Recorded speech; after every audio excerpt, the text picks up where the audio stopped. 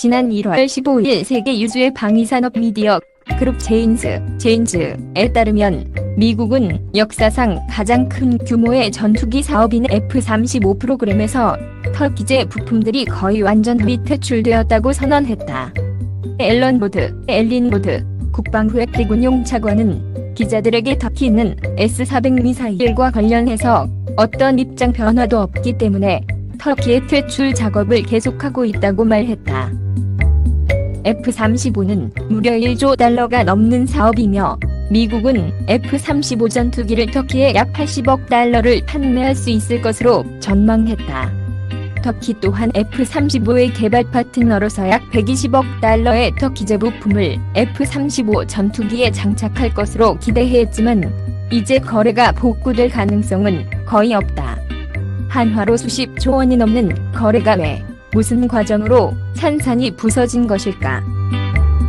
가장 결정적인 이유는 에르도안 터키 대통령의 장기 집권 계획의 군부, 그 중에서도 공군이 크게 방해가 되어 공군 전력이 무너졌기 때문이다.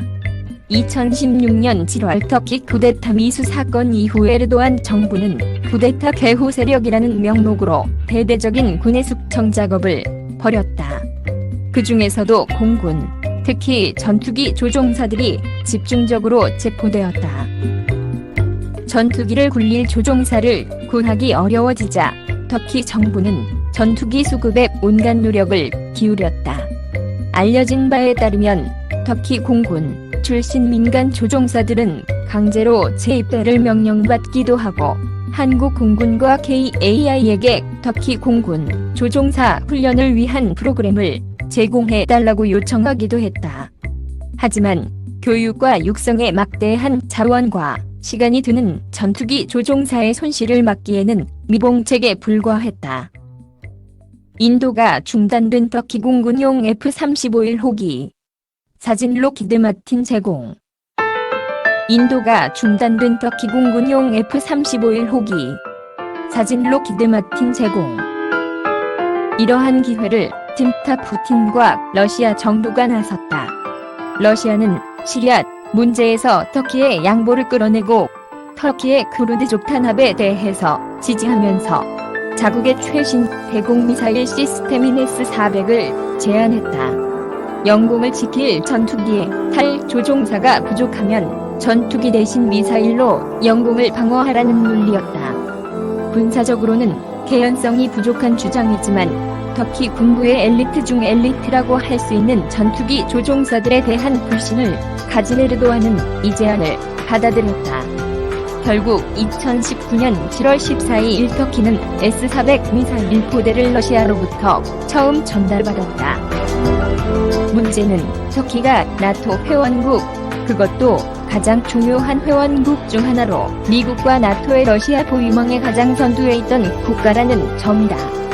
심지어 터키의 인지르닉 공군기지에는 미국의 B-61 핵폭탄 50여 기가 배치되어 전시에 터키 공군의 전투기가 미국이 관리한 핵폭탄을 장착하는 일명 핵무기 공유, 누클리어 쉐링 임무가 부여되었을 정도이다. 러시아제 무기를 산다고 동맹국이 순식간에 적으로 바뀔 일은 없지만 대공미사일 시스템은 적과 아군을 구별하는 것이 매우 어렵고 민감한 기술이다. 따라서 적대 국가에게 절대 넘어가면 안 되는 여러 규칙과 시스템을 가진다. 공중에서 상대방이 적인지 아군인지 구별하는 피아 식별 장비 IFF는 핵무기 기술과 함께 가장 민감한 군사기밀이라고 해도 과언이 아니다. 즉, 나토 회원국인 터키 땅에 러시아 대공미사일이 있으면 피앗 식별을 잘못해서 미군 공군기가 격추될 가능성도 높고, 그렇지 않다고 해도 만에 하나 IFF 정보가 러시아에 넘어가면 러시아 공군기가 나토 공군을 속이고 침투하는 최악의 상황이 발생할 수도 있다. 이 때문에 미국은 F-35와 S-400은 결코 둘 다 구매할 수 없는 무기라며 터키의 S-400 미사일 구매를 포기하라고 여러 차례 압박했지만 터키는 이에 굴복하지 않았다. 결국 지난 7월 17일 트럼프 미국 대통령이 F-35 프로그램에서 터키를 퇴출시키겠다고 말하고 그 다음날 미국 국무부의 공식 퇴출 성명이 발표되어 F-35 터키 퇴출 작업이 계속 진행 중이다. 터키로 배달된 러시아제 S-400 미사일. 사진 이스라엘 타임즈. 터키로 배달된 러시아제 S-400 미사일. 사진 이스라엘 타임즈. 우리에게는 이 사건이 어떤 의미가 있을까?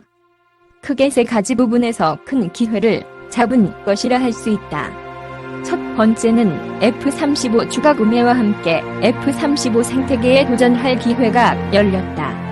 F-35는 세계 최대의 군사대국 미국으로서도 매우 크고 부담스러운 프로젝트이기 때문에 개발 초창기부터 여러 국가들에게 개발비 분담을 통한 부품 외주 생산을 추진했다.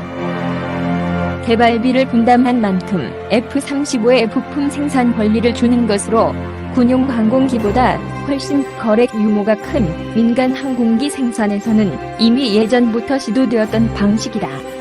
지금 터키가 생산 물량을 맡은 부품 대부분은 미국 업체가 다시 담당할 예정이지만 앞으로 우리 공군이 F-35A나 수직이착 6형인 F-35B를 추가 구매한다면 F-35 제작을 총괄하는 록히드 마틴과 JPO F-35 조인트 프로그램 오피스는 절충구매 형태로 제공할 수 있는 부품 제작 외주 물량 늘어날 수 있다. 물론 F-35의 부품 생산은 공동개발보다는 외주 하청에 가깝다. 부품 성능 개량이나 기술 획득의 의미는 전혀 없다고 볼 수 있는 수준이라 그 중요성이 매우 높지는 않지만 항상 수주 물량 부족에 시달리는 우리 방산 기업들에게는 단비 같은 소식이 될 수 있다. 두 번째는 막대한 이득이 기대되는 F-35 무장에 도전할 기회가 열렸다.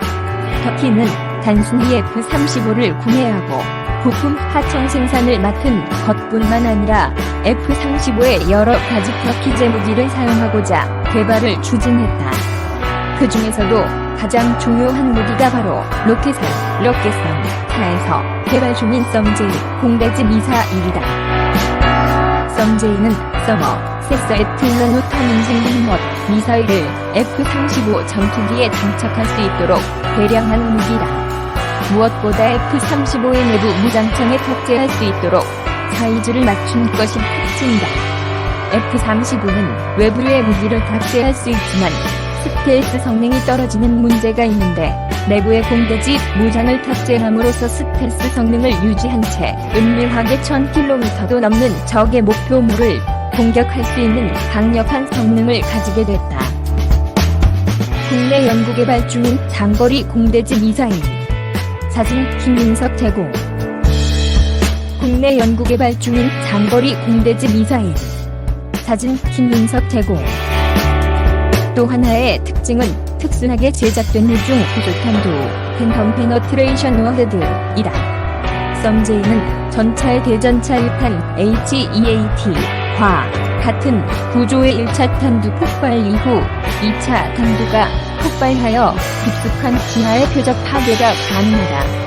미국이 개발한 무기 중에는 아직 이런 특징을 가진 것이 없어 터키의 썸제이 미사일은 개발이 완료되면 많은 수출을 기대할 수 있었지만 터키의 F-35 프로젝트 퇴출과 함께 이런 가능성은 사라졌다.